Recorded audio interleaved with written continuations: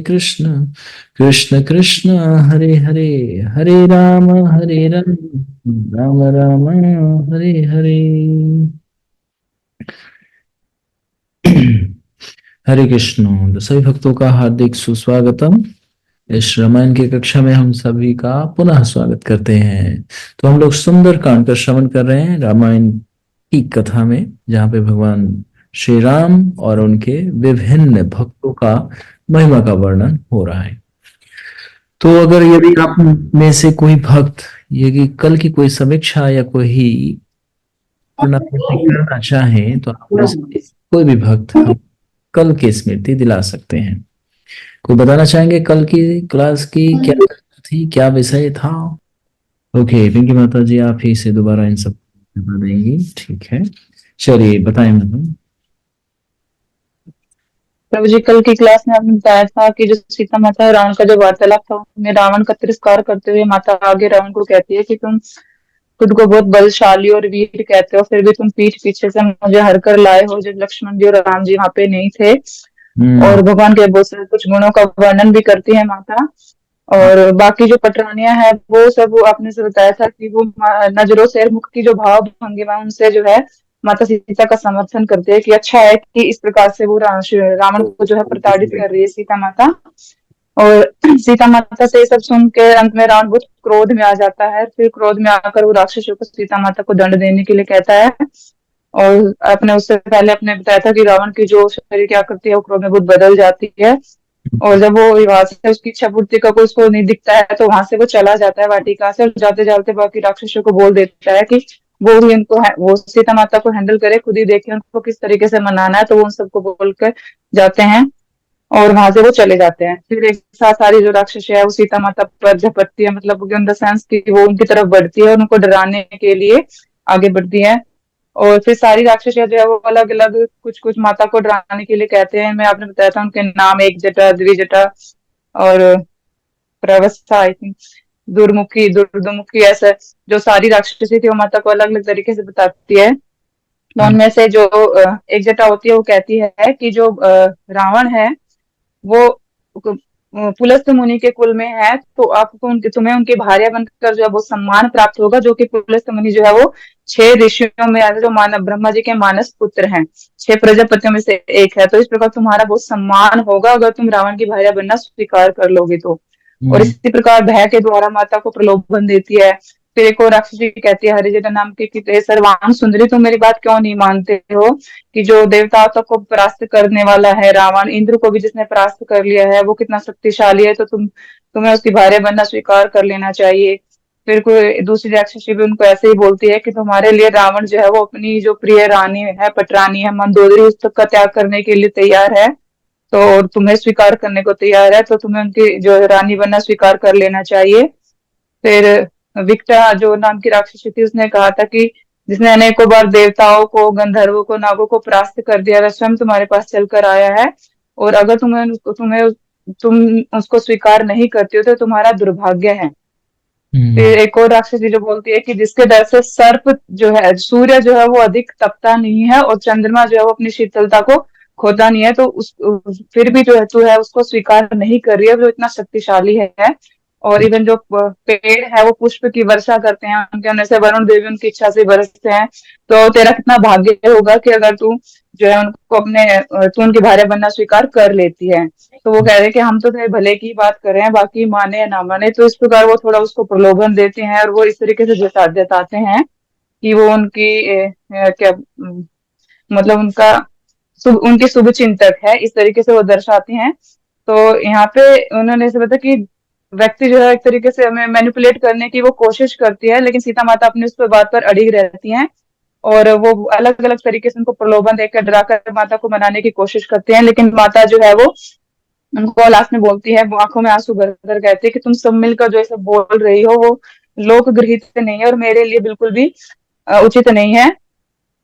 हम्म। मैं मानसी होकर एक राक्षसी की पत्नी नहीं बन सकती, ये बातें सब मेरे कंठ से नहीं उतरती। तो इस प्रकार जो सीता माता है वो अपने उनका जो विश्वास है उसमें वो अटल है और बिल्कुल दृढ़ है। तो एक साधक को भी अपने गुरु शास्त्र और भगवान में पूर्ण विश्वास होना चाहिए सीता माता की तरह ही, और अपनी साधना के पथ पर दृढ़ रहना चाहिए। तो सीता माता ये भी कहती हैं कि मेरे पति बेशक सामान्य मनुष्य ही है, वो बिल्कुल राज्य से वंचित है, लेकिन फिर भी मैं उन्हीं की पत्नी रहूंगी और उन्हीं के प्रति अपनी आसक्ति और प्रीति रखूंगी। मैं रावण को स्वीकार नहीं कर सकती। गुड। हरे कृष्ण प्रभु।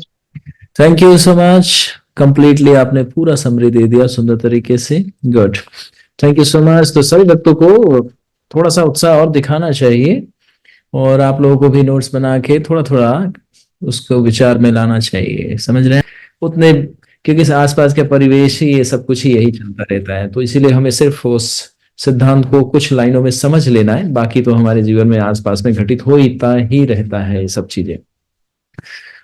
तो इस दृश्य में जो हम लोग देख पा रहे हैं और वर्णन जो श्रवण कर रहे हैं, है ना, रामायण से, तो उसमें सीता माता की बड़ी दयनीय स्थिति हो गई है। कोई व्यक्ति मान लीजिए किसी ऐसे झुंड या ऐसे समूहों के बीच में पड़ जाए जो वास्तव में जो कहते हैं ना राक्षस मार के खा जाएंगे, कच्चा ही मार के खा जाएंगे, ये वही है जिनको कहते हैं ना राक्षस है क्या।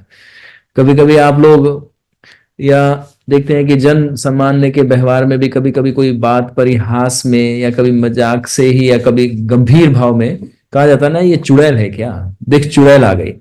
तो चुड़ैल शब्द का अब अर्थ आपको समझ में आ गया होगा, इन्हीं लोगों को बोलते हैं चुड़ैल, राक्षसी और जो जो शब्दों से मतलब ये अभद्र शब्द होते हैं, लेकिन कुछ लोग इसका प्रयोग करते हैं दूसरों को उपमा देने के लिए या उनको अपना दिल का जो भड़ास होता है वो निकालने के लिए बोल देते हैं कि देख चुड़ैल आ गई, ये देख चुड़ैल है, ये चुड़ैल ही है, ये राक्षसी है।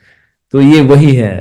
अर्थात इन शब्दों का अर्थ क्या है, दूषित चेतना वाले, दूषित चेतना व्यवहार करने वाले, दूषित भाव रखने वाले और दूषित मतलब दूषित ही इनका हर जीवन है, चाहे वो खान पान हो, रहन सहन हो या उनका विचार हो या दूसरे के प्रति कोई अगर सुझाव देना है अर्थात कोई समाधान देना है या कोई आपको किसी को नीचा दिखाना, मतलब कुछ भी कह लीजिए, वो सारे चीजें यहीं पे समझ में आ जाएगी। तो ये बड़े छोटे से लीला से या छोटे से दृश्य से हम समझ सकते हैं कि आजकल के लोगों में क्या प्रवृत्ति होती है। तो वैसे तो ये फेमिनाइन है, तो इसी को मेल में भी कन्वर्ट किया जा सकता है कि इसी तरह के राक्षस आ गया भूत है ये। तो ये वही है, मांस खाने वाले लोग हैं, असभ्य हैं, भाषा इनका असभ्य है, चेतना सभ्यता से पूर्ण है, दूषित है और ये दूसरों को सदैव कष्ट देने वाले होते हैं। इन्हीं को चुड़ैल कहा जाता है, इन्हीं को राक्षसी कहा जाता है, इन्हीं को ये सारे शब्दों से ये अलंकृत है ये लोग तो इस तरह के समाज में भी लोग होते हैं जो बाह्य रूप से तो बड़े ही सुंदर दिखते हैं लेकिन आंतरिक रूप से उनका यही रहता है और वो अपने सिर्फ उन्हीं की बातों को गुणगान करना पसंद करते हैं जो उनको भोजन दे, रहने का स्थान दे और जब जरूरत पड़े तो थोड़ा बहुत उनको वाहवाही भी कर दे। तो ये सब वही है, क्योंकि रावण राक्षस राज्य का क्या है, राजा है, सारे राक्षस साम्राज्य और वंश का वो अधिपति बना हुआ है अभी। तो ये जो निर्बल और दुर्विचार के लोग होते हैं वो ऐसे ही लोगों का चयन करते हैं, उन्हीं के अधीन में रहना, उन्हीं के निर्देशन में कार्य को करना। तो चुड़ैलें जो बोल रही हैं वो जो एक तरह से थ्रेट करना, डराना, धमकाना, तो ये वही है। तो इस तरह के लोग जो होते हैं वो सराउंडिंग होते हैं, भले वो शब्द जरा पॉलिश्ड किया होता है लेकिन भाव तो हम लोगों को समझ में आ ही जाता है। जब हमारी क्षति हो जाती है, जब हमें नुकसान हो जाता है, तब समझ में आता है कि इस व्यक्ति ने सारा गड़बड़ किया है लेकिन हम लोग विवश होते हैं, कर नहीं पाते हैं। इसीलिए सावधानी, भगवान की कृपा से पहले आपको उनके कृपा का मार्ग को देखना चाहिए। जैसे हम हर बार बताते हैं कि भगवान प्रत्यक्ष रूप से क्यों नहीं भक्तों की सहायता करते हैं या रक्षा करते हैं, तो भगवान का वो कार्य नहीं है, क्योंकि भगवान की बुद्धि को अगर हम समझ ले वो कब सोच रहे हैं, क्या सोच रहे हैं, क्या व्यवस्था किए हैं हमारे लिए, तो फिर हम लोग, हमारा अस्तित्व ही क्या है, फिर हम भगवान ही है हम भी। तभी तो इस जगत में भगवान एक ही व्यक्ति है और वही सबके लिए सबसे हितैषी और सबके लिए शुभ चिंतक है। अब ये बीच में जितना ये दृश्य चलता है, ये क्या है, हम अच्छा तो करते हैं, बुरा क्यों हो जाता है, तो फिर ये सब समझने के लिए तो हरि कथा का हम लोग श्रवण करते हैं। तो ये जो चुड़ैलों की प्रवृत्ति है, आप लोग समझ गए होंगे, जिनको चुड़ैल और राक्षसी बोला जाता है, ये सब वही है। तो इसी में जब इस तरह के परिवेश में सीता माता का रहना हो रहा है, तो सोचिए एक एक पल, एक एक क्षण कैसे व्यतीत हुआ है। ऑलमोस्ट उन्होंने 10 महीने निकाल दिए 12 मास का 1 वर्ष होता है ना, तो रावण ने कहा ना कि अब तुझे 2 मास का मैं समय अवधि देता हूं। अब यदि तू अपने आप को मुझे समर्पित करती है तो तू रानी बन के रहेगी, अन्यथा मैं तेरा वध कर दूंगा। तो वध करने से पहले राक्षसियों को बोलता है, वो उसी समय बोलता है कि मार डालो, जैसे गुस्से में बोलता है मार दो, फिर थोड़ा सा सेंसफुल रहता है कि नहीं अभी मारना नहीं है, मारने का भाव लाया है लेकिन मारना नहीं है। तो राक्षसियां सब लपकी लपकी मतलब दौड़ी सीता माता की तरफ, और जाके बहुत करीब खड़ी होके सब एक दूसरे से कैसे व्यंग्यात्मक, भयात्मक और बड़े ही अभद्र भाषाओं का प्रयोग कर करके सीता माता को भयभीत करती है। तो भयभीत करती हैं तो उसमें अब जो है वो बड़ा ही मतलब अभद्र तरीके से बोलती हैं, तो उसमें कुछ ही लाइनों को हम बताते हैं। वो कहती है कि इसका मांस हम खाएंगे। अब रावण तो बोले कि कलेव में खाएंगे, रावण को कष्ट क्यों दे, हम लोग हम ही इसका भक्षण कर लेते हैं। और मुझे तो इसका हाथ पसंद आ रहा है, इसके हाथ में बड़े मांस लटके हुए हैं। जबकि माता की, सीता माता की दशा कैसी है, बड़े ही सोचनीय और बड़ा ही दयनीय है, क्योंकि 1 वर्ष तक उन्होंने कोई अन्न जल कुछ भी स्वीकार नहीं किया है, फिर भी वो कितनी सुंदर दिख रही है और किस तरह से। तो राक्षसियां हैं, ये व्यंग्यात्मक तरीके से बोल रही है। फिर कोई कहता है मुझे इसका कान पसंद आ रहा है, मुझे इसके नीचे के पैर बड़े अच्छे लग रहे हैं, इसका मैं मांस खाऊंगी, मैं तृप्त हो जाऊंगी। तो इस तरह से सारे ये व्यंग्यात्मक तरीके से एक दूसरे को कटाक्ष मारते हुए कहती हैं, और सीता माता की तरफ है ना अपने दांतों, अपने अस्त्रों को दिखाते हुए उनको भयभीत करने का प्रयास करती है। तो उसी में से एक राक्षसी कहती है कि अरे तुम लोग क्यों अपना अपना हिस्सा मांगते हो, जिस दिन से आई है लंका में उसी दिन से मेरा मन इसके सुंदर नरम नरम मांस खाने का मेरा इच्छा है। ये तो हमारे अधिपति रावण ने हमें इसकी रक्षा में लगा दिया, अन्यथा तुम लोग इतना कष्ट क्यों करते हो। और हंसने लगती है बड़ी तेज तेज से। तो देखते हैं ना, जो बुरे विचार वाले लोग होते हैं, दो या दो चार लोग मिल जाए तो आपस में कितना व्यंग करते हैं, कोई व्यक्ति अगर सही हो उसका। तो इसी तरह राक्षसियां लोग आपस में सीता माता को इतना भयभीत करके व्यंग अर्थात उनका मजाक उड़ा रही है। व्यंग मतलब मजाक उड़ाना, जोक करना, है ना। और ये जोक बड़ा गंभीर है। सीता माता ऐसी अवस्था में पड़ गई हैं कि वो कुछ भी नहीं कर पा रही हैं। तो इस तरह से सीता माता को अलग अलग तरीके से, मुझे तो इसकी आंखों को निकाल के खाने में बड़ा अच्छा लगेगा, स्वादिष्ट होगा, मुझे तो इसके गर्दन के मांस को खाने में बड़ा स्वाद आएगा। तो इस तरह से सब अलग अलग बोली। अब सीता माता एक ऐसी सभ्य स्त्री, वो इन सब की बातों को सुन के इतना भयभीत हो जाती हैं कि उनके शरीर में कंपन सा अनुभव हो रहा है। समझ रहे, जैसे व्यक्ति कोई बहुत ज्यादा डर जाता है, देखना कंपन होने लगता है पैरों में, हाथों में ना, झंझनाहट जिसको कहते हैं ना आप लोग, झंझनाहट हो रही है। तो मतलब इतना भय के वश ये सब विकार उत्पन्न होते हैं। अध्यात्म में भी होते हैं, अष्ट सात्विक विकार में भी जब भगवान से प्रेम हो, है ना, जब बहुत ज्यादा आनंद की अनुभूति हो तो कंपन होता है शरीर में, ऐसा बताया गया है। तो कंपन दो तरह से होता है, भय के वश भी होता है, क्रोध के वश भी कंपन होता है शरीर में। आप देखते ना, कोई व्यक्ति जब बहुत ज्यादा क्रोधित हो जाता है तो कांपने लगता है खुद ही, मतलब खुद ही, क्योंकि क्रोध को धारण नहीं कर पाता है। उसी तरह भय को कोई धारण नहीं कर पाता। कितने लोगों के भय से मृत्यु ही हो जाती है। आप देखें ना, सुनते हैं ना, हार्ट अटैक हो गया इसका, तो इसीलिए। उसी तरह अध्यात्म है, अगर आध्यात्मिक अनुभव इस शरीर में हो ही नहीं सकता किसी को, अगर होगा तो वो शरीर छूट जाएगा उसका। तो चैतन्य महाप्रभु का गौर लीला आप लोगों ने श्रवण किया हो, अष्ट सात्विक विकार का जब चर्चा चलता है तो देखते हैं ना, उसमें ये उत्पन्न होता है। तो ये हम इसलिए बता रहे हैं कि आप लोगों को समझ में आए कि क्या दृश्य चल रहा है और माता की क्या स्थिति हो रही है, ताकि हम लोग इससे अपने आप को, उस दृश्य को कनेक्ट कर पाए अपने से। तो माता जो है सीता, वो बहुत ही ज्यादा भयभीत हो गई और कंपन होने लगा उनको, उनके विवेक शक्ति भी कार्य करना बंद। क्योंकि जब कोई व्यक्ति चारों तरफ से शत्रुओं से घिर जाए और उसको कोई सहायता करने वाला व्यक्ति दूर दूर तक ना देखे, तो व्यक्ति ऐसे में क्या करेगा, निराशा हो जाता है कि अब तो निश्चित है कि मेरी मृत्यु हो जाएगी। माता सीता भी उसी तरह से विचार मन में उत्पन्न कर रही हैं कि ये मुझे मारे, इससे पहले मैं स्वयं को ही क्यों ना समाप्त कर दूं। तो क्या माता आप स्वयं आत्मदाह कर लेंगी? हनुमान जी अब उतर जाएंगे, पेड़ के नीचे आ जाएंगे, हनुमान जी तो सारे दृश्य को देख रहे हैं, तो क्या आएंगे? तो इसी दृश्य को अब हम लोग आगे श्रवण करते हैं, क्या हुआ आगे। तो जिस तरह से राक्षसियों ने अलग अलग भाव से, अलग अलग विचारों से डराया माता को, सीता माता को, कि मैं तो इसके अंगों को खाऊंगी, मैं ये वाला इसका पार्ट खा जाऊंगी, मैं तो इसके बाल नोच लूंगी इसके, इस तरह से। तो बहुत भयभीत हो गई माता, और इतने करीब आ गए हैं चल चल के कि मतलब बस अब जब चाहे तब पकड़ ले माता सीता को ये राक्षसियां।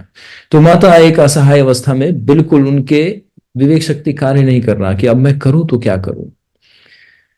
ऐसा संभर अतस्य माना स सीता सुरसोत्पमा राक्षस सभी सुघोर अभीर्या धैर्य मृष्ठ मृत सृजया रोदिति। रोदिति मतलब रोने लगी। अब अभी तक तो सिसक सिसक के और भय से रो रही थी, अब फूट के रो पड़ी। जैसे कोई व्यक्ति नहीं सह पाता अपने दुख को तो खुल के रो देता है, खुल के। जैसे कोई हंसता है ना, एक तो मुस्कुराना होता है, मंद मंद मुस्कुराता है कोई व्यक्ति, और एक व्यक्ति ठाका मार गया ऐसे इसको बोलते हैं ना, खुल के हंसा वो। मतलब खुल के मतलब मुख को तो खोल के हंसता है, तो पूरे मन से वो खुश हो जाता है। उसी तरह से कभी कभी व्यक्ति रोता है ना, तो कभी कभी तो सिसकियां भर के रोता है, कभी अंदर से मन को इतना दुखी कर लेता है कि अब रो पड़ेगा, कब रो पड़ेगा। जैसे बालकों में यह अवस्था देखने को मिलता है। बालकों को कभी जिस तरह से डांट पड़ती है उसी तरह से वो भाव प्रकट करते हैं। थोड़ा डांटो तो थोड़ा रोएगा थोड़ा सा मुंह बना लेगा, थोड़ा ज्यादा डांटो तो आंखों में आंसू भर लेगा, थोड़ा ज्यादा तो फिर होठों को दबाने लगेगा, ये उल्टा करके ऐसे करने लगेगा। फिर ज्यादा डांट दो तो एकदम से कंपन कर लेगा, फिर और ज्यादा तेज डाल दो एकदम से रो पड़ता है। तो ये सब क्या है, धीरे धीरे भाव प्रकट होता है। तो माता सीता जो अभी तक गंभीर और भयभीत थी, अब वो रो पड़ी, एक बालिका के समान भय के मारे रो पड़ी कि अब ये वास्तव में मुझे मार देंगी। क्योंकि रावण भी दुष्ट हो, वो धमका के गया, बोला ही है उसने कि मार दो इसको, अब मेरे काम की नहीं रही है। तो इस तरह से सीता माता है ना, जब इस प्रकार सुरवालों की तरह सुंदरी सीता इन असुरों के बीच पड़कर असहाय अवस्था में डर गई, है ना। जब पूरी तरह से धमका दिया सबने, तब क्या होता है, उस भयंकर राक्षसियों के इस प्रकार बहुत से कठोर वचनों को सुन कर जानकी अब पूरी तरह से रो पड़ी। अर्थात मतलब अश्रु भी निकल गए, और अब मतलब कोई आशा ही नहीं दिख रही उनको कि मतलब राम कब आएंगे, पूरा जीवन मेरा व्यर्थ समाप्त तो होने जा रहा है। तो अब उनको कोई भी आशा की किरण नहीं देख रही दूर तक, इसलिए वो रो पड़ी। इतनी तेज रो रही हैं कि आप इसका परिकल्पना, मुझे मेरे पास शब्द नहीं है कि माता का रुंदन किस तरह का है बता पाऊं आपको। उन राक्षसियों के इस प्रकार कहने पर पतिव्रता धर्म पालन करने वाले दृढ़ता पूर्वक तत्पर सीता जी अत्यंत त्रस्त हो गदगद वाणी से बोली। अब वो बोल रही है तो उनके जो शब्द हैं अब बाहर भी नहीं निकल रहे हैं। देखते हैं ना, कभी कोई व्यक्ति बहुत ज्यादा दुख होता है तो बोल नहीं पाता, वो सिर्फ इशारे से कहता है कि नहीं अब दूर रहो, हट जाओ, बोल नहीं पाता, तो उसको बोलते गदगद हो जाना। जो कंठ है वो रुक जाता है, शब्द उससे बाहर नहीं आते हैं। न मानुषी राक्षस्व भार्यम भवती तु महरती कामाखादतम मा सर्वा न करिष्यामि वो वचा। अब सीता माता की बड़ी दयनीय स्थिति हो गई है। ये उस तरह से समझिए कि कोई व्यक्ति हमारा वध करने जा रहा हो और हम ये उम्मीद लेके बैठे कि अब हमें कोई बचाएगा या नहीं बचाएगा, और सारी आशाएं आपकी विफल हो चुकी हैं। ये वो अवस्था है। भला कहीं मानुषी भी राक्षस की भार्या बन सकती है? तुम सब भले ही मुझे मारकर क्यों ना खा जाओ, मैं तुम्हारी इस बातों को अब कभी भी स्वीकार नहीं करूंगी। माता सीता के वचन है। उन्हीं राक्षसियों की तरफ दृष्टि करते हुए नेत्रों में अश्रु बह रहे हैं निरंतर, और माता बोल रही है। तो यहां तो मैंने शब्दों को बड़े सरलता से पढ़ दिया, माता बोल नहीं पा रही है। आप समझ रहे हैं, जैसे बच्चा कभी पिट जाता है, बहुत ज्यादा डर जाता है, तो कैसे रुक रुक के एक एक शब्द बोलता है, तो पेरेंट्स को बड़े ध्यान से सुनना पड़ता है बोल क्या रहा है ये। तो माता ने ये शब्द बोला कि तुम लोग चाहे मुझे कितना भी भयभीत कर दो, परंतु मैं तुम्हारे इन बातों से भयभीत नहीं होने वाली हूं, और मैं कभी भी उस दुष्ट को अपना पति स्वीकार नहीं कर सकती। उस समय राक्षसियों के बीच फंसी हुई देव कन्यावत सीता को सीता के दुख से छुटकारा पाने का कुछ और उपाय न सूझ पड़ रहा था। कोई अब होप ही नहीं है दूर दूर तक। सीता माता किससे सहायता मांगे? ये पूरा असुरों का ही साम्राज्य है। हम लोगों में कभी कभी ऐसा होता है कि कोई ऐसी घटना घट जाती है, सड़क पे चलते कोई दुर्घटना हो जाए या कोई दुष्ट व्यक्ति आक्रमण कर दे अचानक से, हम लोग सहायता मांगते हैं, कोई नहीं देता है। तो क्या अवस्था होती है ना कि मतलब किसके पास जाएं, सब लोगों के पास जाते हैं। तो यहां तो ये सारे दुष्ट ही हैं, राक्षसों का ही नगरी है ये। कलयुग वास्तव में राक्षसों का ही नगरी है। कोई किसी से स्वार्थ सिद्धि के लिए कार्य नहीं करता, बस निस्वार्थ, तो निस्वार्थ शब्द तो है ही नहीं, सब स्वार्थ को ही देख के कोई भी सहायता करता है। तो इस तरह से सीता माता बिल्कुल घबरा गई हैं और रो पड़ी हैं। उस समय उस दुखियारी की कोई प्रार्थना सुनने वाला ना था। दुख से छुटकारा पाने का कुछ और उपाय उनके मन में नहीं आ रहा था, क्योंकि एक तो वह दुख से विकल थी और उस पर रावण ने उन्हें और भयभीत कर दिया था।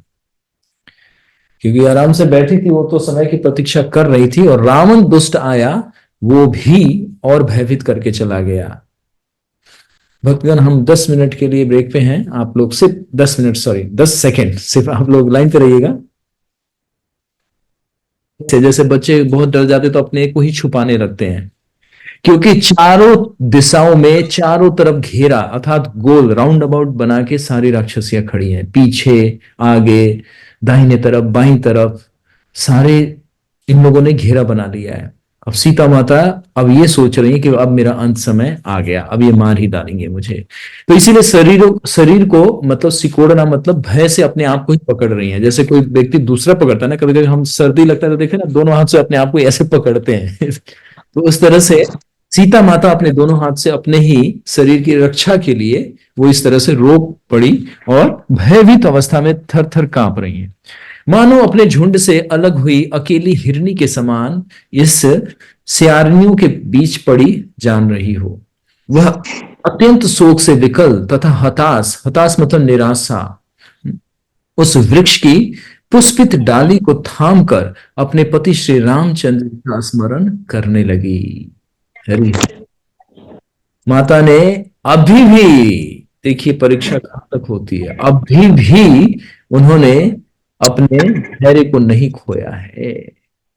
अभी भी माता क्या कर रही हैं, पुष्प, मतलब जिस पेड़ के समीप खड़ी हैं तो वहां पे पुष्पों की, क्योंकि पूरा सुंदर बागीचा है ना, तो एक लता को पकड़ के, हाँ, मानो लता का पकड़ना है कि वो भगवान श्री राम को पुष्प अर्पण करके कह रही हूँ कि हे स्वामी, कब आएंगे आप, मेरी रक्षा कब करेंगे, है ना। उस लता को पकड़ के वो मन में स्मरण, बोल नहीं रही है, मन में स्मरण कर रही है। ये तो महर्षि वाल्मीकि जी की कृपा है कि हम लोग इस दृश्य को समझ और देख पा रहे हैं, है ना। उस वृक्ष की पुष्पित डाली को थाम कर अपने पति श्री रामचंद्र का स्मरण करने लगी मन में।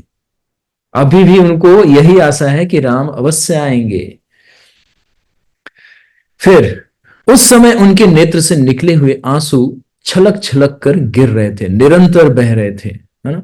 उनके विपुल स्तनों को वो भिगो दिए, अर्थात उनका पूरा वस्त्र भीग गया, इतना रो रही थी वो। उस उत्कृष्ट से पार होने का बहुत कुछ उपाय सोचने पर भी उन्हें, मतलब उस संकट से, समझ रहे हैं, उस संकट से जो अभी कहते हैं ना, प्रेजेंट क्लियर डेंजर, जो अभी वर्तमान में जो मुसीबत है ना, इससे निकलना। डेंजर, खतरे भी कई तरह के होते हैं, भविष्य में आने वाले, भूत में जा चुका है, वर्तमान में भी एक होता है कि अभी आएगा, और अभी आ चुका है, तो ये आ चुका है, इसको बोलते हैं प्रेजेंट क्लियर डेंजर। समझ रहे हैं आप लोग, मतलब वर्तमान में अब किसी भी क्षण आपको क्षति हो जाएगा, तो ये वो वाला स्थिति है। तो इतना भय से वो डर करके क्या कह रही हैं, बहुत कुछ उपाय करने के बाद वो अब विचार नहीं कर पा रही हैं कि मैं इस शोक सागर से कैसे निकलूं, इस संकट जो वर्तमान में मेरे पे संकट आ गया, मैं क्या उपाय करूं जो इनसे अपना रक्षा कर पाऊं।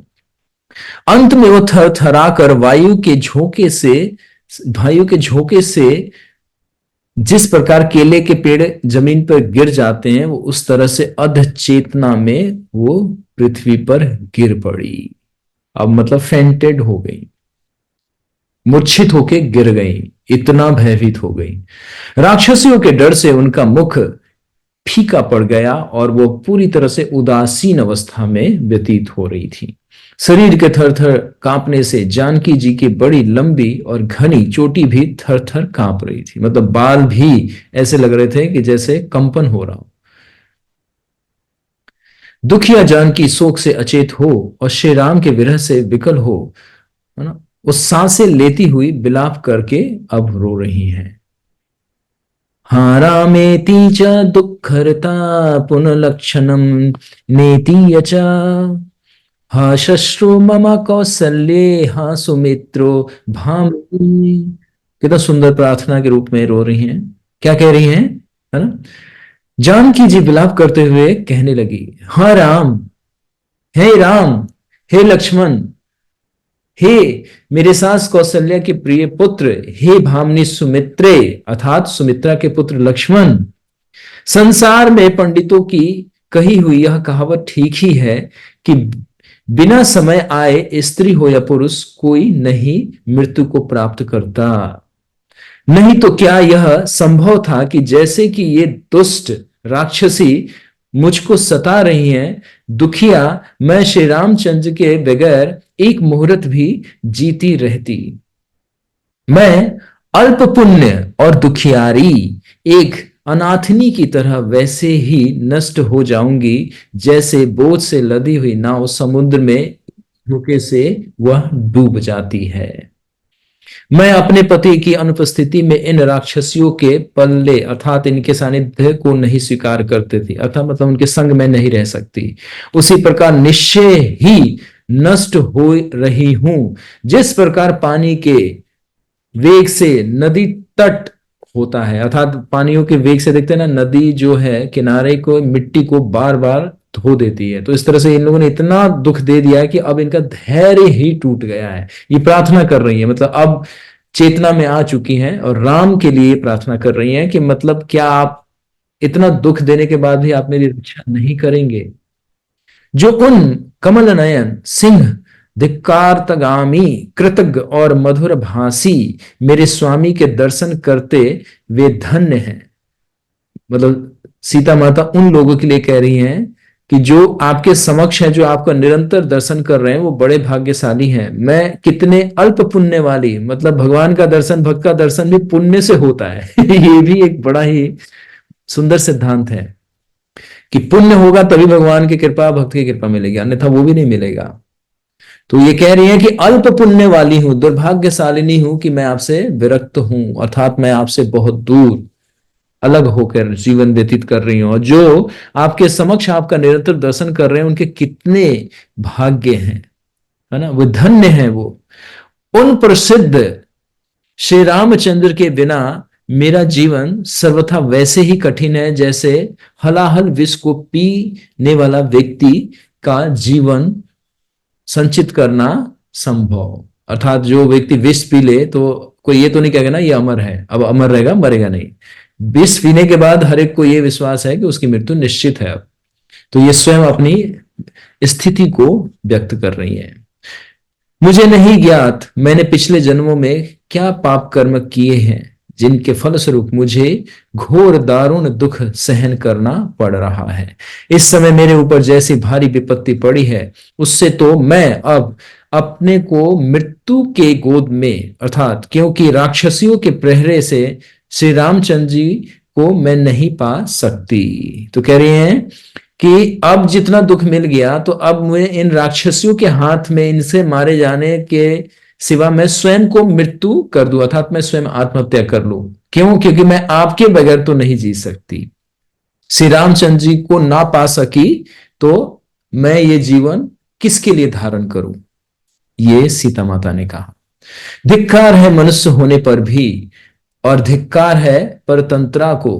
परतंत्रता को मतलब ये एक तरह से वो है ना, नजर बंद कहते हैं ना, मतलब गार्ड किया हुआ है। तो मतलब एक तरह से दास की अवस्था हो गई है सीता माता की, मतलब किसी के कैद में है ना, उस तरह से। तो कह रही है परतंत्रता को, जिसके पंजे में फंसे मैं अपनी इच्छा अनुसार प्राण परित्याग भी नहीं कर पाती। तो अब ये कह रही है कि मैं इस तरह से यहाँ पे कैद की गई हूं कि मैं स्वयं अपनी इच्छा से अपनी मृत्यु भी नहीं कर पा रही हूं, अर्थात आत्महत्या भी नहीं कर पा रही हूं। और माता सीता बहुत दुखी मन से रो पड़ रही है। इस प्रकार रुदन करती हुई सीता नीचे को सिर झुकाए फिर विलाप करते हुए भूमि की तरफ देखते हुए और उच्च स्वर से वो रुदन अर्थात रोने लगी। श्रम मिटाने के लिए जमीन पर लौटने वाली घोड़े की तरह बेचारी, बिल्कुल असहाय, शक्तिहीन, असावधान तथा अनवस्थित स्त्री भी इसी तरह से लोटा करती है, अर्थात जब स्त्री को दुख होता है तो उस भूमि पे वो गिर जाती है। तो सीता माता का ये दशा बताया जा रहा है। फिर आगे, यह काम रूपी राक्षस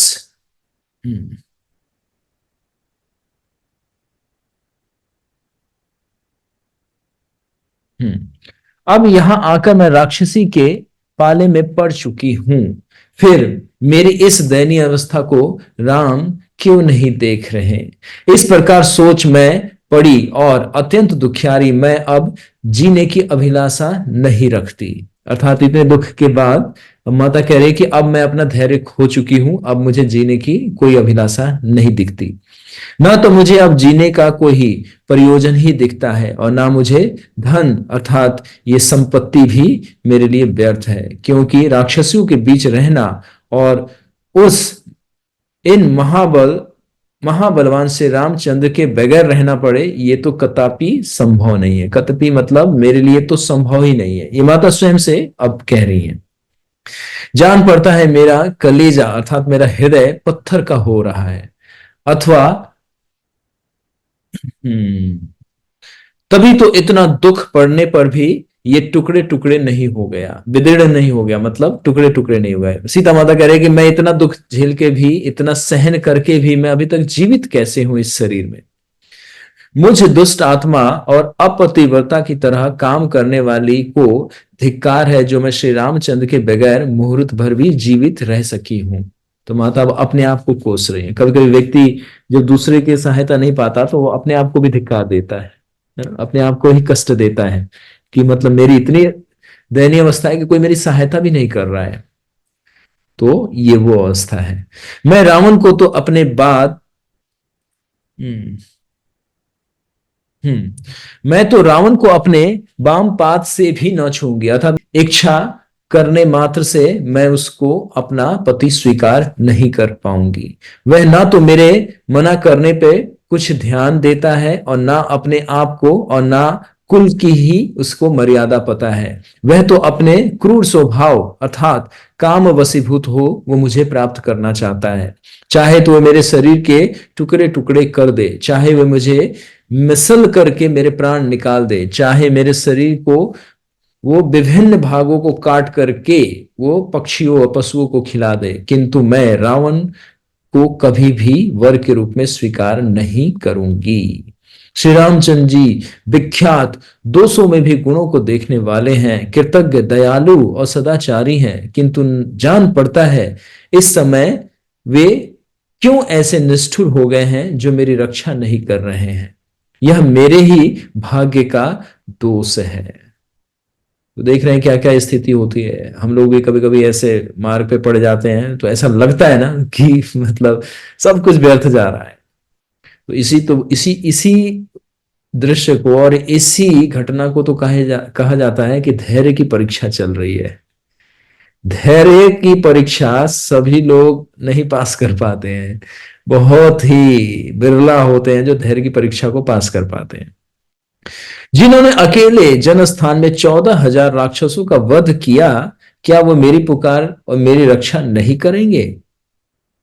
माता सीता कह रही हैं, पहला बार उन्होंने देखा था ना राम को युद्ध करते हुए, पराक्रम पहली बार देखा था। इससे पहले तो खाली श्रवण किया था कि दशरथ के नंदन राम इतने वीर हैं, इतने शक्तिशाली हैं।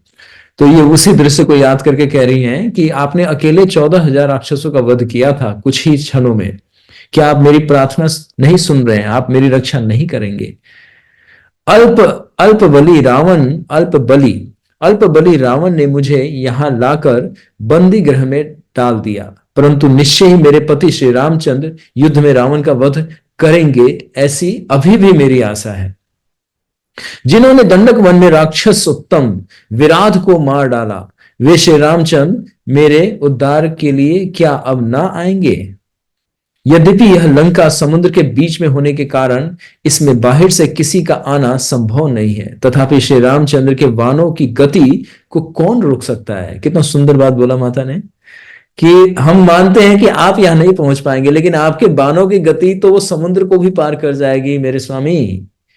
सीता माता क्रंदन करते हुए राम के इस है ना पराक्रम को स्मरण कर रही हैं कि क्या आप मुझे नहीं बचाएंगे। वो ये कह रही है कि अभी तक हम्म, कि माना कि ये लंका नगरी समुद्र के बीचों बीच स्थित है, परंतु आपके बाणों की गति को ये नहीं रोक पाएगा। अर्थात आपकी इतना सामर्थ्य है कि आप उस जगह से ही अगर बाण को छोड़ेंगे तो रावण का वध कर सकते हैं। तो क्या आप मेरी प्रार्थना नहीं सुन रहे हैं?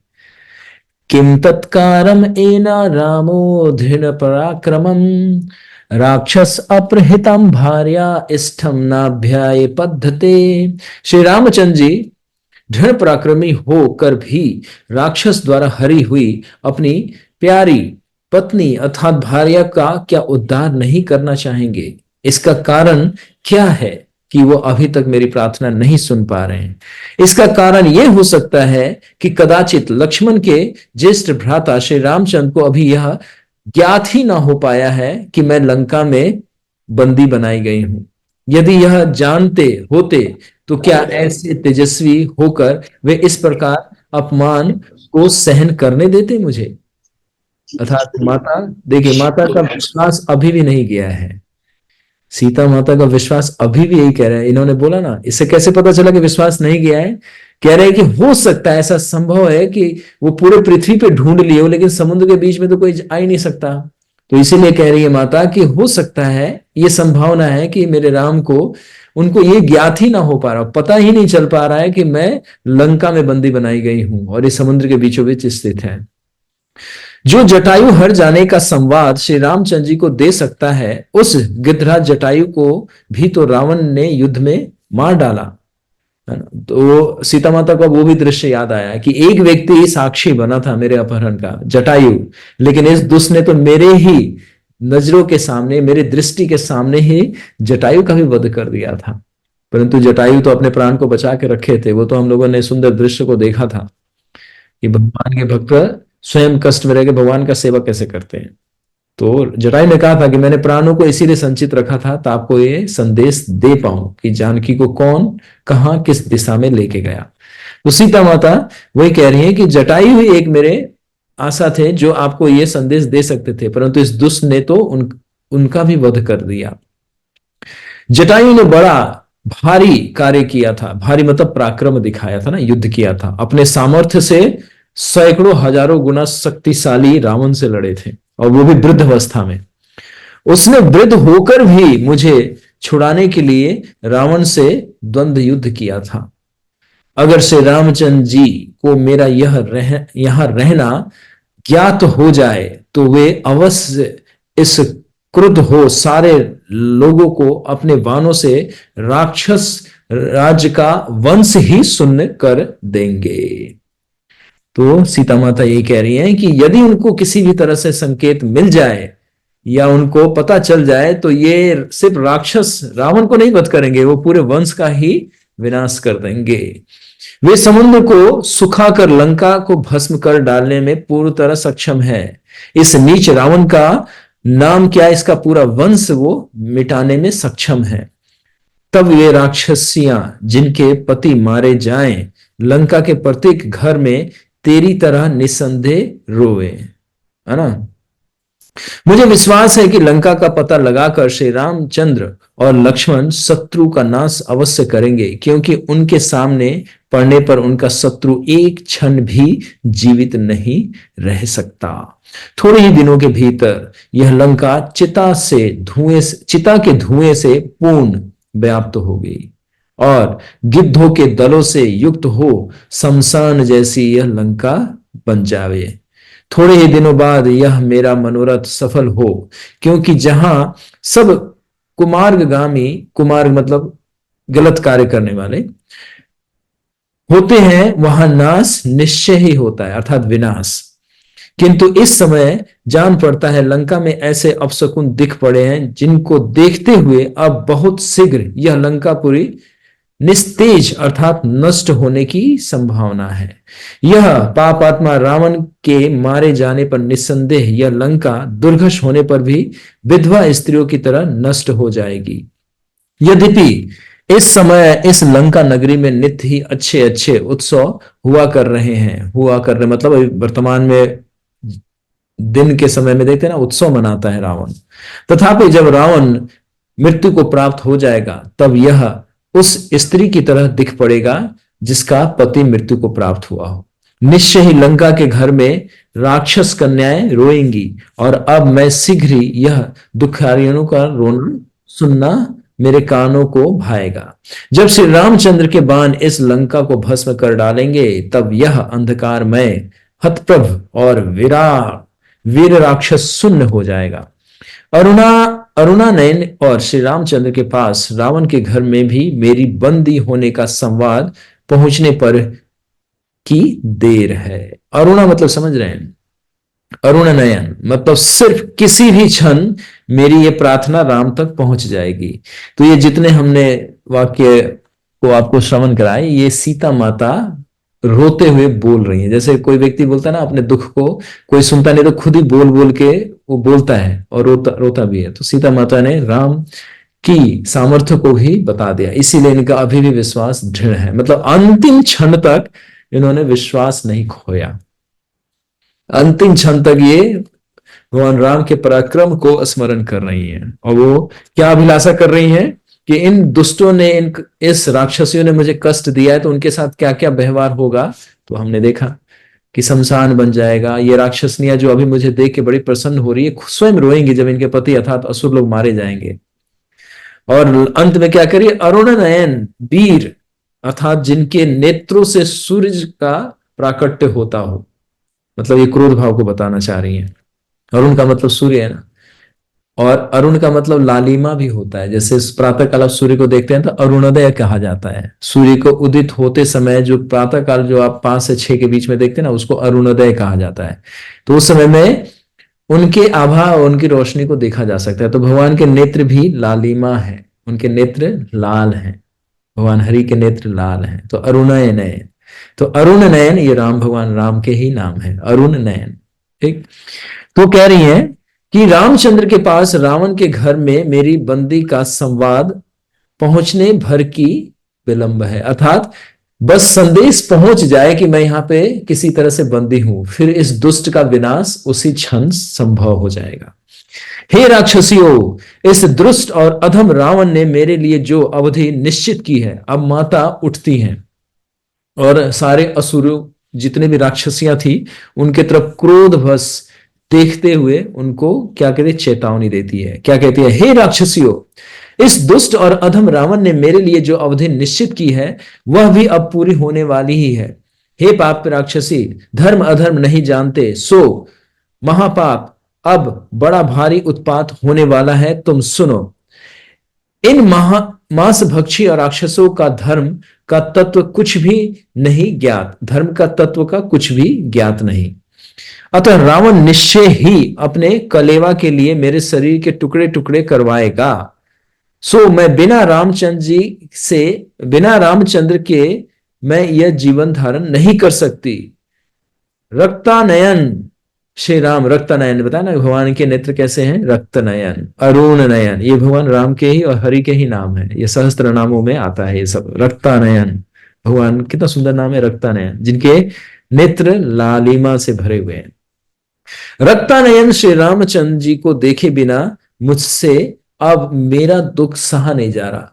मतलब जो खुद के दुख है, कोई कोई व्यक्ति किसी व्यक्ति विशेष को देख के दुख को सह लेता है। कभी कभी हम लोग होते हैं ना, जो हमारे प्रियजन होते हैं, चाहे कितना दुख हो, उसका दर्शन करने के बाद हम सारे दुखों को भूल जाते हैं। तो सीता माता वही कह रही है कि मैं अपने स्वयं के दुख को, यदि आप होते तो आपके संग में, आपके दर्शन से तो मैं सह लेती, परंतु अब नहीं सहा जा रहा है। यदि इस समय कोई मुझे विष दे दे तो मैं अपने प्राण त्याग दूं। मैं तो अपने पति के वियोग में शीघ्र ही यमराज के दर्शन करने की अभिलाषा अब मैं करती हूं। हाँ, श्री रामचंद्र जी को यहां यह ज्ञात है मैं अभी जीवित हूं, नहीं तो मेरे लिए सारी पृथ्वी ढूंढ लेते। मुझे तो यह निश्चय जान पड़ता है, मेरे वियोग जन शोक से पीड़ित हो इस पृथ्वी पर अपना शरीर छोड़ वे लक्ष्मण के बड़े भाई श्री रामचंद्र कहीं स्वयं यमलोक ना चले गए हो, अर्थात परलोक ना चले गए हो। अब सीता माता अंत में क्या कह रही हैं कि अभी तक ये सारी घटनाएं नहीं घटी जो अभी इन्होंने बोला भगवान राम के लिए, तो ये अभी ये भी एक मन में विचार आ रहा है कि कहीं राम ही मेरे वियोग के कारण कहीं उन्होंने प्राण तो नहीं त्याग दिए, ये भी कारण हो सकता है। अब तो स्वर्ग लोकवासी अर्थात परलोकवासी देवता, गंधर्व, सिद्ध और देवर्षि धन्य हैं जो कमल नयन स्वामी मेरे रामचंद्र के दर्शन करते होंगे। अन्यथा केवल धर्म की इच्छा रखने वाले बुद्धिमान उत्कृष्ट स्वभाव अथा राजऋषि श्री राम मुझ जैसे भार्या से कैसे विलग हो सकते हैं, क्योंकि सद्भाव और प्रीति तो मुझ में है। पीछे पीछे कौन किसको कितना प्रेम करता है, किंतु यह रीति तो कृतज्ञों की है। श्री रामचंद्र के मन में पीठ पीछे तो मेरी प्रीति कभी नष्ट नहीं होगी। अर्थात समझ रहे हैं, कुछ लोग दिखाते हैं ना, सामने से प्रेम दिखाते हैं और पीछे बुराई करते हैं, या सामने से दिखाते हैं कि हम बहुत आपको प्रेम, बहुत भाव रखते हैं सेवा का, लेकिन पीछे से क्या करते हैं कोई मतलब नहीं, out of sight out of mind.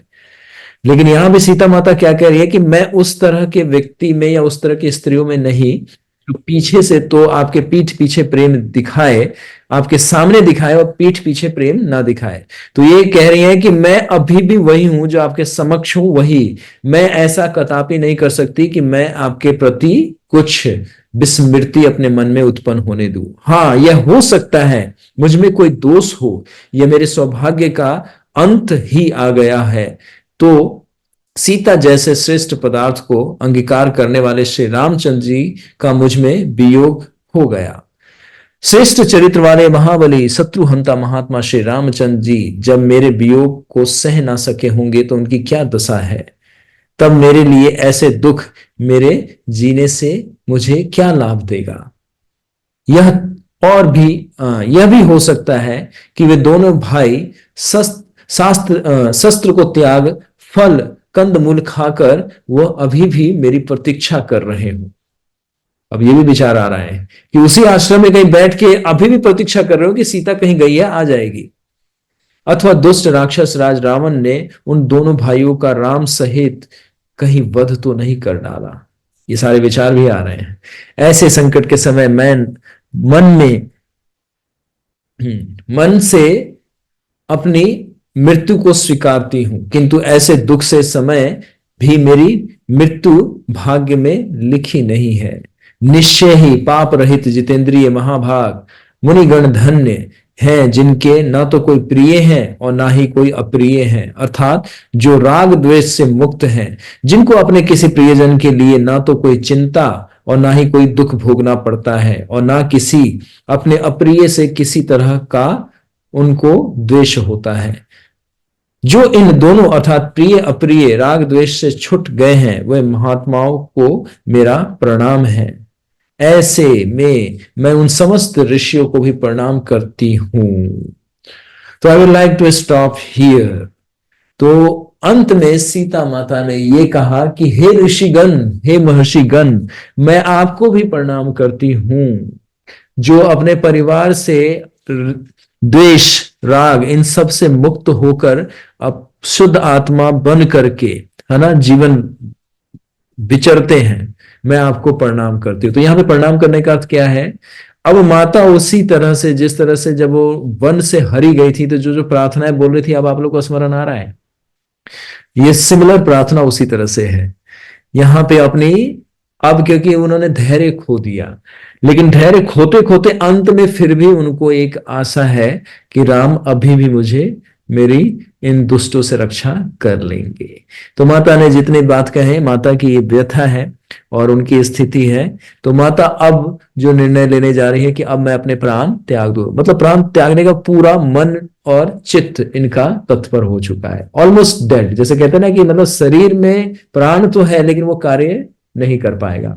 तो माता सीता की अब स्थिति हो गई। तो भक्तगण हम यहीं पे विराम देते हैं। अब आपका कोई प्रश्न है, जिज्ञासा है तो पूछिए, फिर अगला दृश्य बताते हैं, अगला हम लोग क्या श्रवण करने वाले हैं। किसी की कोई प्रश्न है, जिज्ञासा है तो पूछिए।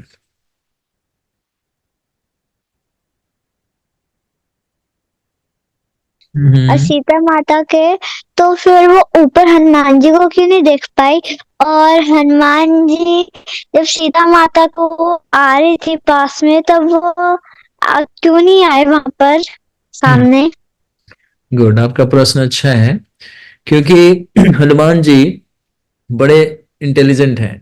वो किसी भी कार्य को बहुत चतुराई और बहुत ही बुद्धिमता से करते हैं, बहुत इंटेलिजेंट और विजडम को यूज करके करते हैं। अगले दृश्य में ये सब आपके सारे प्रश्नों का उत्तर मिलेगा कैसे है, लेकिन अभी आपने प्रश्न पूछा है तो हम बता रहे हैं। क्योंकि हनुमान जी यहाँ पे एक स्पाई की तरह, एक जासूस की तरह आए हैं। अगर खुल के सामने आएंगे तो रावण एक इतना शक्तिशाली है, ये पूरा व्यवस्था ऐसा है कि इनको युद्ध करना पड़ जाएगा। क्योंकि राक्षस लोग हैं ये लोग, बातों कहते हैं ना कि ये लोग बातों से नहीं, ये पिटाई से मानते हैं। राक्षस उन्हीं को कहते हैं, जो अच्छे लोग होते हैं सिर्फ बातों से मानते हैं, तो ये लोग ऐसे ही हैं। तो हनुमान जी यहाँ पे बैठ के सारे दृश्य को समझ रहे हैं और सबका वो शक्ति से अवगत है कि इन लोगों के पास क्या क्या शक्ति है। क्योंकि ये जो जितने भी गार्ड हैं ये कोई छोटे मोटे हाँ। राक्षसी नहीं है, बड़े विचित्र और बड़े शक्तिशाली हैं, क्योंकि रावण के किसी विशेष आग्रह से ये सीता माता की रक्षा कर रहे हैं इसलिए। तो हनुमान जी यहाँ पे आ सकते थे, परंतु वो चाह रहे थे कि अभी ये सारी व्यवस्था उनके अनुसार सब कुछ, क्योंकि वो एक गुप्तचर के रूप में सिर्फ पता लगाने आए हैं कि सीता माता है कहाँ। अगर वो आके इनकी पिटाई कर देते रावण,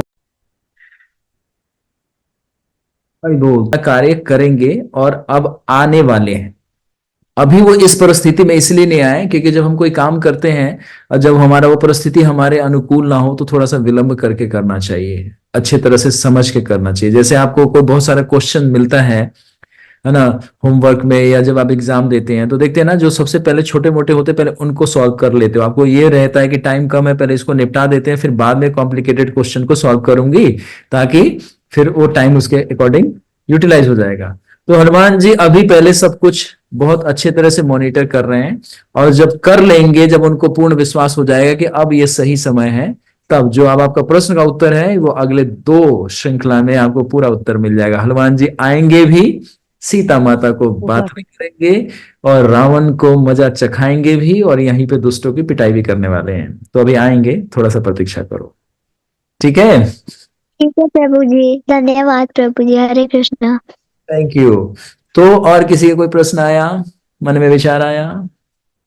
नहीं, ठीक है। तो ये विराम दे पन करके डरा दिया, और डरा दिया तो वो प्रार्थना के रूप में भगवान से मन ही मन प्रार्थना करते हुए, स्मरण करते हुए, वो सारी उनके पराक्रम को स्मरण करती है, और इन दुष्टों के लिए क्या भाव रखती है वो भी दिखा कि इनका विनाश निश्चित है। अगर राम को पता चल गया कि मुझे इतना कष्ट दिया है इन लोगों ने, तो ये पूरे वंश अर्थात राक्षस वंश का ही विनाश कर देंगे।